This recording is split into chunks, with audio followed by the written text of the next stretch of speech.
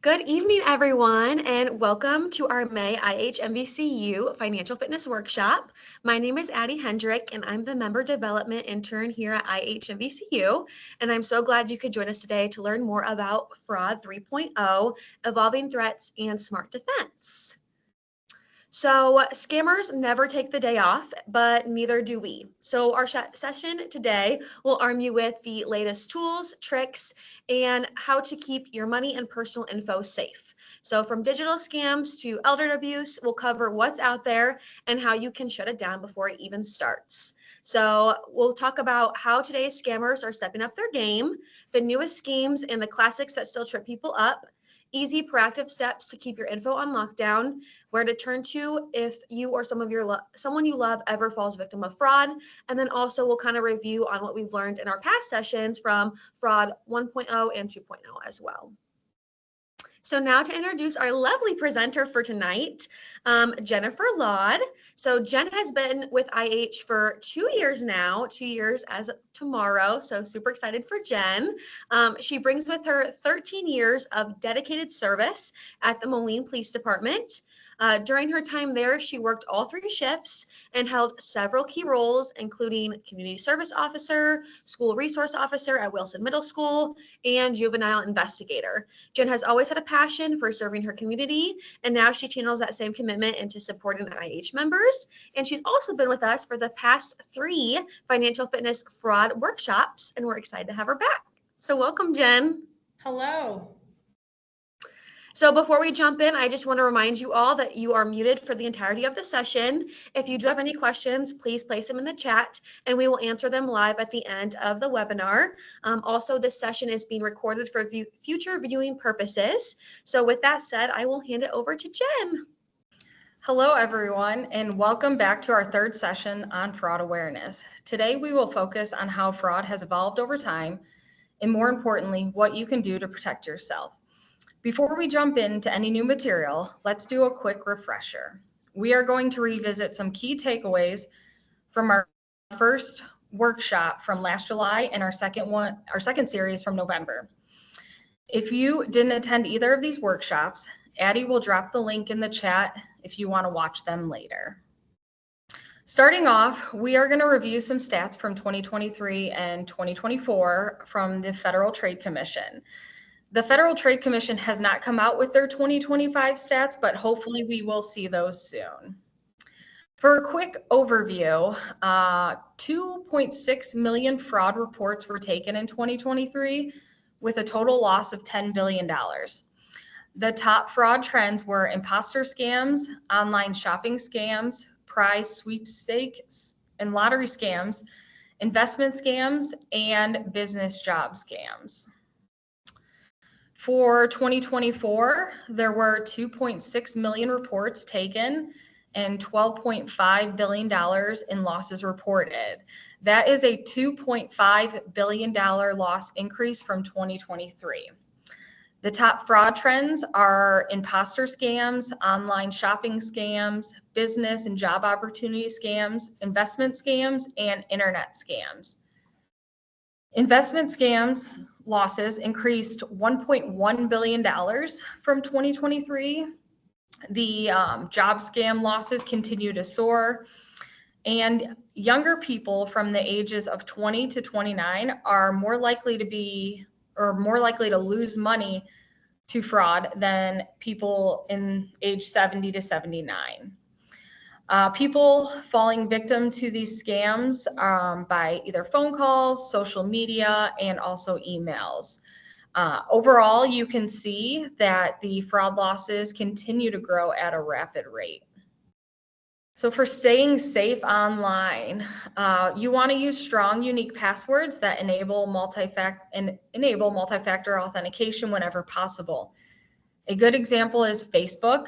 Many people have their Facebook accounts hacked and then struggle to recover them. But by enabling MFA, even if a scammer steals your password, they still cannot access your account without that second verification step, such as like a text message code, an authentication app, or a approval notifications. So MFA adds that extra layer of protection to help keep your account secure. You also want to make sure that all your software is up to date, and be cautious with links and attachments. Never click on a link in an unsolicited message, and make sure you are going directly to the business website instead of clicking on an unknown link. For example, like scammers will use a website like www.pay-pal.me versus the actual website, which is www.paypal.com. And this makes the website look legitimate if you're not looking at the URL. The key takeaways is to be cautious with any unsolicited emails and text messages that ask you to click on a link or log in. Instead of using the link provided, it's safer to close the message and manually type the official website address into your browser. Also, take a moment to carefully check the URL for small changes or misspellings. These are all signs of phishing attempts. And you want to limit your personal information that is shared online, especially social media. Scammers will use this information as a way to try and connect with you. It's important to make sure that you are not sharing your personal information, such as your social security number, bank account numbers, online banking login information through any social media messaging platforms. This includes the IHMVCU chat feature. Online chat platforms aren't designed to be secure and could lead to your information being stolen. Now we're going to get into the new content.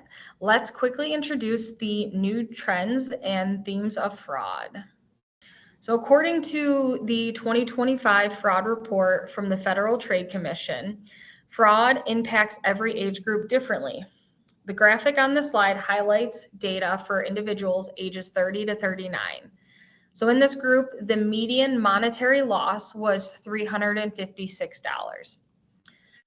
If you look at adults age 80 and older, the median loss jumps to over $2,000, showing that older adults are often at the highest risk for larger financial losses. For ages 30 to 39, there were about 195 fraud reports per 100,000 people. The most common types of fraud reported in these age groups include online shopping scams, business imposters, investment-related scams, government imposters, and job and employment scams.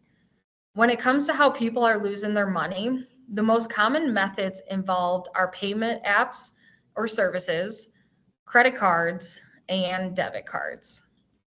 As for how these scams are reaching people, most people report methods are by websites or apps, social media, text messages, and other digital channels. Addie will drop the link in the chat so you can explore the data for yourself and see how the trends compare, but we will go over a few on the next slide. For ages 40 to 49, the top reported losses is online shopping, business imposter scams, miscellaneous investment scams, and government imposter scams and job scams.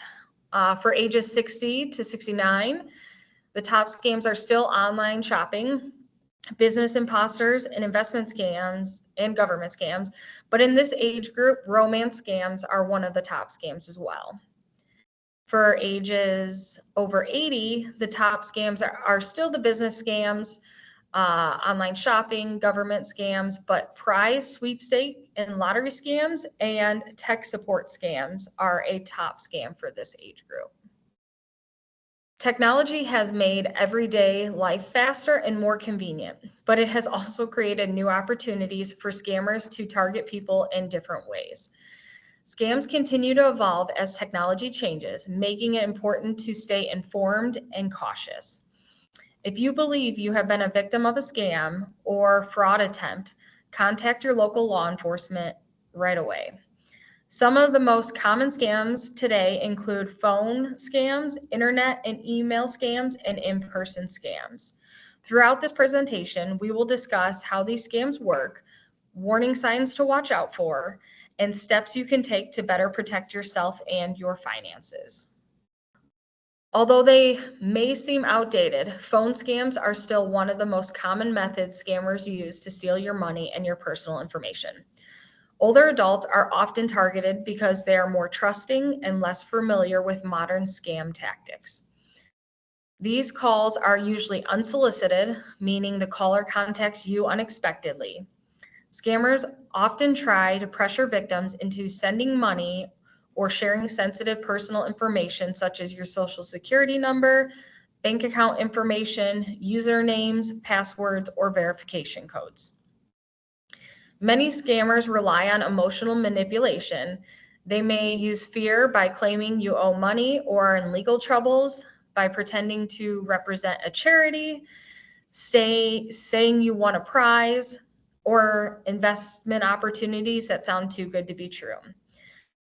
Some common examples of phone scams include the get-rich-quick scams, IRS or tax scams, text scams, charity scams, police or local law enforcement impersonation scams. In the get-rich-quick scams, in this type of scam, the caller claims that you've won the lottery, sweepstakes, prize, or inherited a large amount of money. However, before you can receive the funds, the scammer says you must first pay a small fee, taxes, processing costs, or other charges. To make the scam seem legitimate, some fraudsters may even send a check that appears real. Victims are often instructed to deposit the check and send a portion of the money back. Unfortunately, the check is fraud, and the victim has already sent the money to the scammer before the check returns. In some cases, scammers may ask for bank account or credit card information so they can supposedly process the winnings. Once they obtain your financial information, they may attempt to drain your accounts or make unauthorized purchases. To protect yourself, never send money, wire transfers, gift cards, or checks to someone claiming you won a prize. Never provide bank account or credit card information over the phone to unsolicited callers. And be cautious of offers that sound too good to be true. Legitimate lotteries and sweepstakes do not require a payment to claim the winnings. For this scam, fraudsters pretend to be a representative from the IRS. They may claim that you owe back taxes. In some cases, they may say you're owed a refund. The scammers will often create a sense of urgency by threatening arrest, legal action, wage garnishment, or other penalties unless the payment or personal information is provided immediately.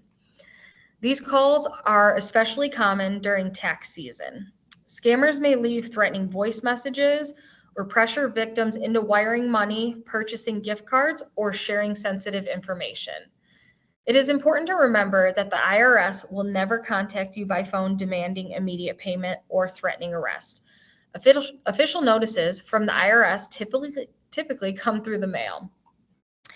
If you ever receive a suspicious call claiming to be from the IRS, do not provide any personal information.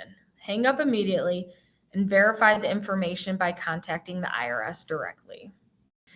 In a tech support scam, fraudsters pretend to be a representative from a well-known technology company or computer support team.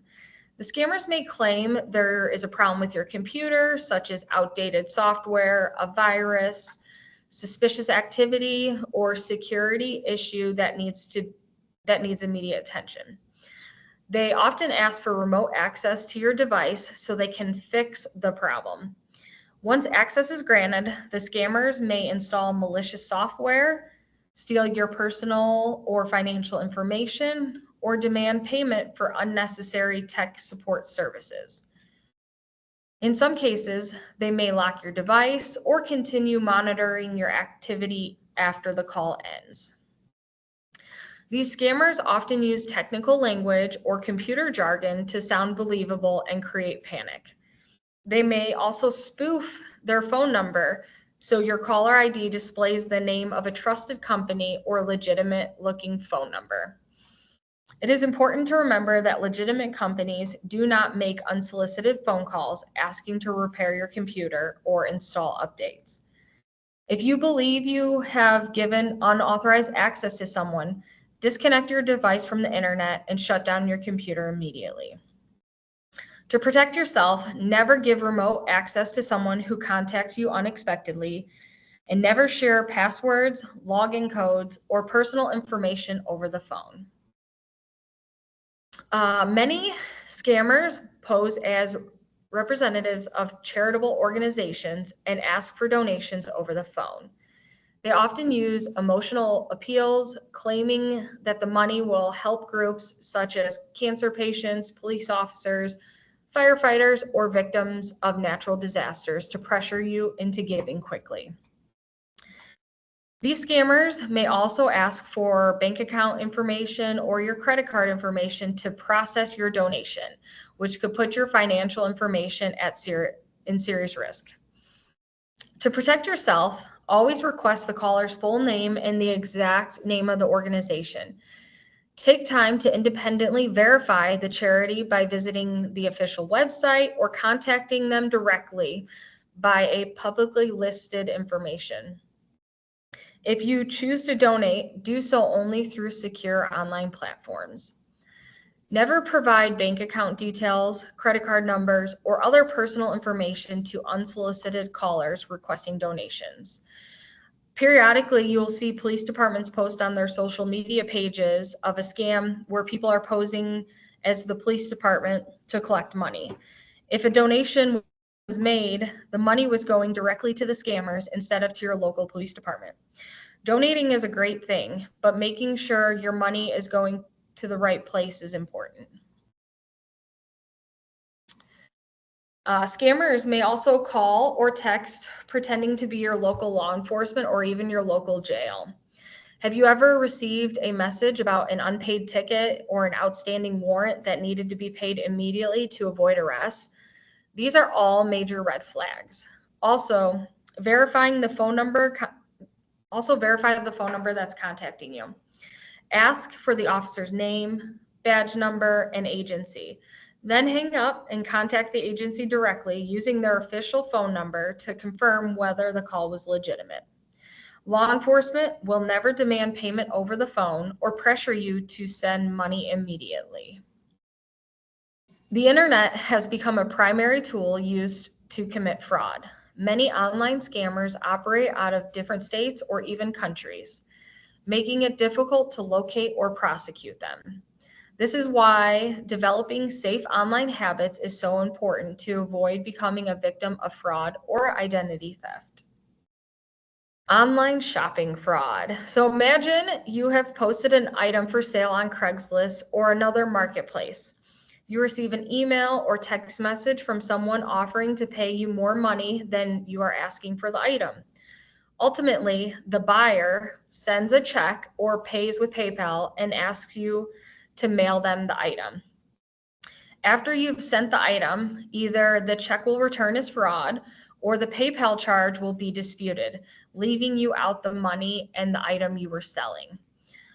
You want to be cautious of overpayments and wait for the payments to fully clear your account. And you never want to rush or skip safe marketplace steps. Here is an example of a Facebook marketplace scam. So I'm buying a dirt bike for $1,000. The scammer says I need to wire half the money to hold the dirt bike, or I can wire the full amount plus the shipping costs, and he will have it sent to me. So I will send the full amount with the shipping costs, but the seller never sent me the dirt bike. And now I am out that money, and there was probably never a dirt bike in the first place. So here are some Facebook marketplace stats based on a survey of 1,000 people. 63% of users have used Facebook Marketplace, and of those users, 79% have seen obvious scams on Facebook Marketplace, and 14% have admitted to falling for a scam on Marketplace. Next, we are going to talk about in-person scams. A common in-person scam is contractor fraud, which is an individual who poses as a contractor and offers to perform home repair work. They often require potential or full payment upfront before any significant work begins. These scammers frequently initiate contact themselves, claiming things like they've noticed damage to your roof, or they have leftover material from another job and they can offer it at a reduced cost. After completing little or no work, they disappear, leaving you without money or work done. To protect yourself, always research contractors carefully before hiring anyone. Use only licensed or insured contractors, as they are required to meet professional standards and follow building codes and safety regulations. Be sure to ask about permits. A legitimate contractor will understand when permits are required. While some reputable contractors may require a deposit, you should be cautious about paying large amounts upfront. Only do so if you have verified the contractor's credentials and can confidently confirm their business identity and contact information. We're now going to talk about ways that you can protect yourself and get help if you are a victim of fraud. We have a helpful fraud prevention resource available right at our website. I recommend you visit our website and keep up with our current fraud trends. It will also help guide you on what to do if you become a victim of fraud. If you believe your identity has been stolen, you will want to contact each credit bureau. Place a fraud alert or credit freeze. Request copies of your credit report. Dispute unauthorized activity. Even if you have not been a victim of identity theft, you can freeze your credit to prevent someone from getting a line of credit in your name. And you are entitled to one free credit report every year. You can get your free credit report by visiting annualcreditreport.com. The link to this is in the chat. And finally, I want to thank you all for joining me tonight and taking the time to learn about how to protect yourselves from fraud. I am now going to hand it back to Addie. Thank you for sharing your knowledge with us, Jen. That was amazing, and we always love learning more about fraud and how to keep ourselves safe. So now we have a few minutes for questions. So if you haven't already, feel free to place your questions in the chat and we can answer them live with Jen. But first, I'm going to enter that link in the chat about where you can get your free credit report at, in case any of you would like to look at that. So now for our questions, we have a couple right now that I can ask you, Jen. The first one is, what are the most common types of fraud you see at IH? Yeah, so our biggest one we have right now is our members receiving spoofed phone calls from people claiming to be from a certain business. And what they're looking for is to get our members' online banking credentials. And once they can get those credentials, they then have access to your online banking. So it's very important to make sure that you're not giving your security code away and that you're verifying that you are really talking to who you are, because scammers are very good at making their phone calls seem legitimate.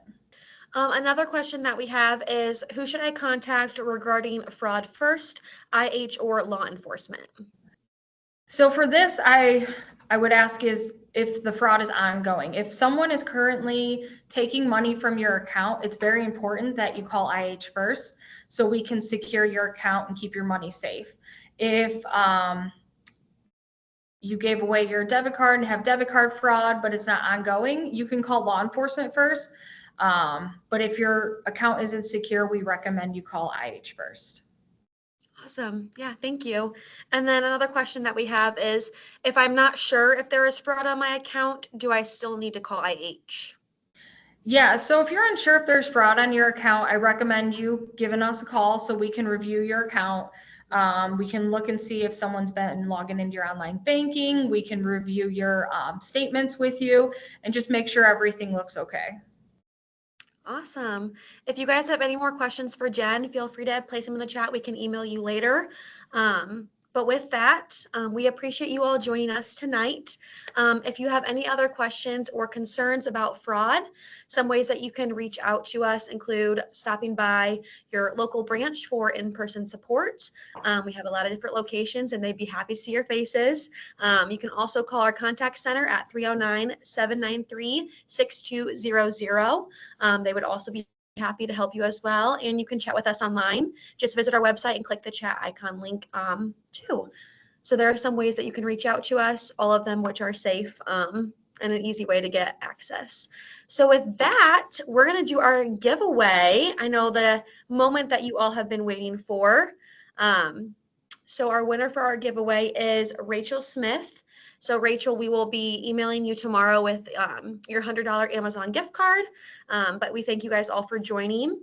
And so with that, please keep an eye out for follow-up email over the next couple of days with the recording of this session and a survey. So if you want to go back and look at anything that Jen talked about, you're more than welcome to do that. And we would also love to hear your honest feedback about the workshop today. Please watch out for other free workshop opportunities. Our next one is on June 24th at 10 a.m. It's going to be in person at our headquarters location on River Drive. It's coffee and donuts, and it's about the digital banking upgrade, which there have been a lot of comments, questions on it. So that's a great time to come in and be able to sit down and talk to somebody about it and just learn more if you need some help with your digital banking app. We will also be helping members, like I just said, with any questions that you may have. And the sign-up link to get registered for that is already on our landing page. And also, too, will be in the follow-up email if you need to look that up, if you want to sign up as well. So with that, thank you all again for joining us, and I hope you have a great rest of your evening.